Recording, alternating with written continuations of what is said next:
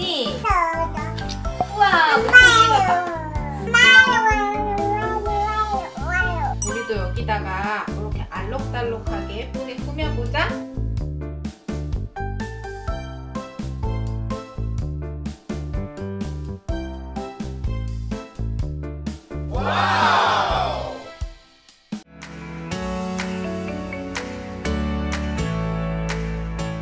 네, 안녕하세요. 이민주 육아상담소 이민주입니다. 새해가 되었어요. 새해 복 많이 받으시고 올 한 해도 아이들과 가족 모두 건강하고 또 힘들겠지만 올해도 함께 행복한 육아 해나갈 수 있길 바라봅니다. 요즘처럼 밖에 나가 무언가 체험활동을 하고 또 어떤 경험을 하기가 어려운 시국에는 그만큼 아이와 집에서 보내는 시간이 많아지고 있어요. 참 안타깝죠. 저도 아이를 키우는 입장이기 때문에 여기저기 데리고 다니면서 직접 경험을 시켜주고 싶은데 태어날 때부터 코로나 시국이다 보니 못하고 지나가는 게 참 많아서 늘 아쉽더라고요. 직접 경험만큼 좋은 학습이 없다고 생각했기에 더 그런 마음인 것 같아요. 그렇다고 해서 아이들이 발달이 기다려주는 건 아닙니다. 만 6세까지 뇌 발달이 결정적인 시기라고 하죠. 지금은 너무너무 우리 아이들의 전반적인 발달이 중요하기 때문에 외부에서 많은 경험을 하지 못하는 만큼 집에서 최선을 다해 놀이하고 또 그림책을 보고 필요한 자극을 주면서 건강한 일상을 보낼 수 있도록 도와야 합니다. 그 중에서 오늘은 사고력과 창의력을 키워주고 내 생각을 말하고 다른 사람의 말을 듣고 이해하는 능력, 또 글을 읽고 쓰는 능력까지 키워줄 수 있는 발달의 결정적 시기 그림책 육아법에 대해 이야기를 나눠보도록 하겠습니다. 사실 많은 분들이 책육아라고 하면 책을 많이 보여주면 되는 것 아닌가요? 라고 말씀을 하세요. 그런데 책육아는 여러분 단순히 책을 많이 보여주는 것이 아니라 아이 발달에 적합한 책을 잘 선정하고 효과적으로 활용해서 아이가 책을 볼 때 즐거움을 느낄 수 있도록 하고 또 발달 시기에 필요한 자극을 통해 언어, 사고력, 창의력, 정서, 사회성, 기본 생활 습관까지 잘 발달해 갈 수 있도록 하는 것인데요. 책육아에서 부모의 역할은 너무너무 중요해요. 책을 잘 선정해주기 위해서는 기본적으로 아이의 발달을 잘 파악해야 하고 아이마다 흥미와 호기심을 느끼는 부분이 다 달라요. 그래서 내 아이가 어디에 흥미를 보이고 어떤 호기심을 가지고 있는지에 따라서 자극을 주고 욕구를 충족시켜 줄 수 있어야 해요. 그리고 책을 활용해 아이와 얼마만큼 즐겁게 소통하는지 그 기술도 필요하겠죠. 우리 아이는 책을 보여주면 늘 중간에 가버리더라고요. 집중력이 짧고 산만한 건지 아니면 제가 읽어주는 게 재미가 없는 건지 모르겠어요. 고민하시는 분들 참 많죠. 책을 통해 새로운 것을 알아가기도 하고 일상에서 경험했던 것을 또 책 속에서 다시 찾아보면서 공감하고 이렇게 아이들이 살아가는 일상과 책을 연결해 줄 수 있어야 합니다. 그리고 책과 일상을 연결해 주는 다리가 바로 놀이라고 생각하시면 되는데요.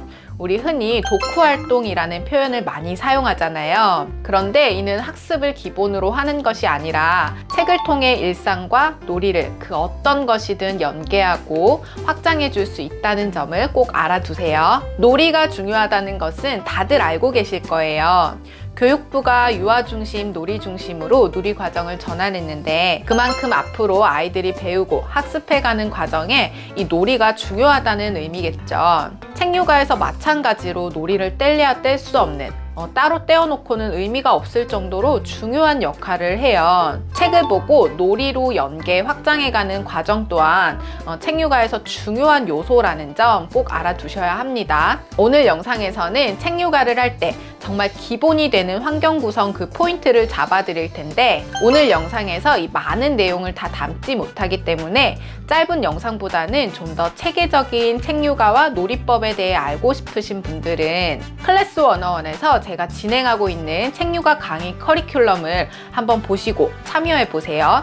총 28강으로 구성되어 있고 실제로 내 아이의 책장을 함께 점검해 보면서 어떤 책이 필요한지 또 연령별로 영역별로 알려드리기도 합니다. 이론뿐만 아니라 실전편으로 신체 발달, 언어 발달, 인지 발달, 또 정서 발달, 사회성 발달, 창의성 발달까지 집에서 할 수 있는 놀이 총 60가지 정도를 제공하고 있으니 아이와 어렵지 않게 집에서 즐겁게 해보실 수 있을 거예요. 자, 다시 돌아와서 책육아의 기본 3가지 알려드리도록 할게요. 첫 번째는 책육아를 위한 환경 세팅. 일단 우리 집에서 아이들이 그림책을 볼 수 있는 공간이 확보되어 있는지 한번 점검해 볼 필요가 있어요. 책장은 큰 것이든 작은 것이든 중요하지 않아요. 그 안에 어떤 책을 어떻게 비치해 두느냐가 매우 중요합니다. 아이가 놀이하는 공간에서 쉽게 책장에 접근이 가능해야 해요. 그래서 저는 실제로 이렇게 놀이공간 여기저기 작은 책장들을 분산시켜 두었고 책도 아이 발달 흥미를 고려해서 주기적으로 교체해주고 있어요. 자기 책장의 매력을 느낄 수 있어야 책을 보는 경험도 할 수 있고 또 책을 보는 즐거움도 알아갈 수 있겠죠. 두 번째는 발달에 적합한 책 선정하기. 놀이도 마찬가지고 책도 마찬가지입니다. 아이가 스스로 선택하고 놀이할 수 있도록 주도권은 아이에게. 너무나 잘 알고 계실 거예요. 단, 내 아이의 수준에 맞게 발달을 끌어줄 수 있는 질적인 환경을 마련해 주는 것은 여러분이 꼭 해주어야 하는 역할입니다. 그 안에서 아이가 자유롭게 선택하고 놀이할 수 있어야겠죠. 그래서 우리는 아이 발달에 적합한 책은 무엇이고 어떤 책을 어떻게 구비해 주어야 하는지를 생각해 보아야 합니다. 뭔가 이론적으로 설명만 들으면 참 어렵게 느껴지죠. 저희 아기는 이제 한국 나이로 3살이 되었어요. 저희 아기 책장을 간단하게 보여드리면서 어떤 식으로 구성하는지 한번 예를 들어볼게요. 3살 아기의 발달 과업부터 체크해 보면 첫 번째, 자아 형성 및 애착 형성. 자아가 형성되면서 자기 중심적인 사고를 하고 또 자기 주장이 강해지면서 떼쓰기 절정과 훈육의 반복이 일상인 시기입니다. 그래서 우리는 옳고 그름, 간단한 질서와 규칙, 예절, 생활 습관 이런 주제들이 그림책을 보여주면서 가르쳐야 해요. 더불어 나의 신체나 나와 가족의 이야기도 함께 다뤄주면 좋습니다.